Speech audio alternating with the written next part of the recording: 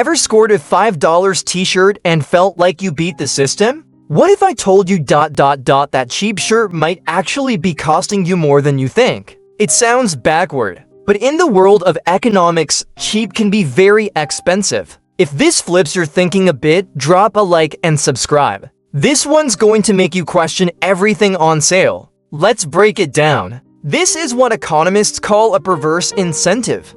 It happens when something seems good on the surface like low prices, but actually leads to long-term damage. You walk into a store, see a phone charger for $1, and think, why not? A week later, it breaks. You buy another, then another. In the end, you spent more than if you'd bought the $15 one that lasts a year. It's not just about money, it's about how cheap traps us in a cycle of disposable spending. This happens everywhere. Fast fashion, fast food, even fast tech. What's faster than ever is how quickly we replace and how slowly we realize the cost. Here's the kicker. Cheap prices don't exist in a vacuum, they exist because of something being cut: wages, materials, ethics, durability, environmental safety. Take that $9 pair of jeans. Somewhere, a factory is cutting corners. Maybe it's unsafe conditions. Maybe it's underpaid workers.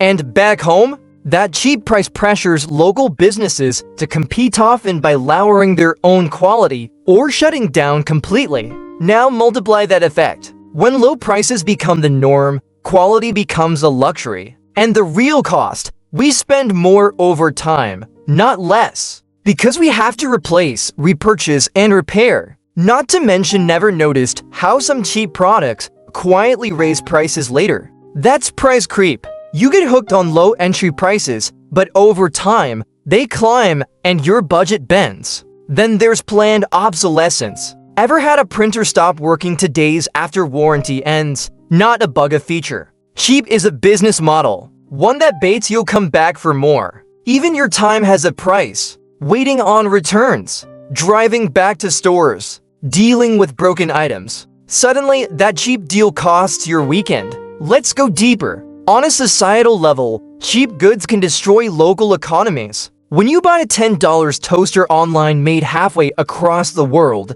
that's $10 not spent at your local store. And when enough people do that, storefronts close, jobs vanish, communities weaken. You're not just buying a toaster, you're voting with your wallet. So what does this mean for us? It means cheap is rarely free of consequences. What you save now, you might pay for later in dollars, time, or quality of life. And here's the paradox. We chase bargains to save money, but end up caught in a loop that bleeds us dry slowly. One return, one replacement, one May experience at a time. Think about it. How many things have you bought twice? How often do you say, it was cheap, so it's okay? But what if it wasn't okay? What if those cheap choices were shaping how companies treat quality and how we value things? We need to be intentional, not just about what we buy, but why we're buying it. Because every cheap one may be stealing from our future selves. Have you ever bought something cheap that ended up being the most expensive mistake?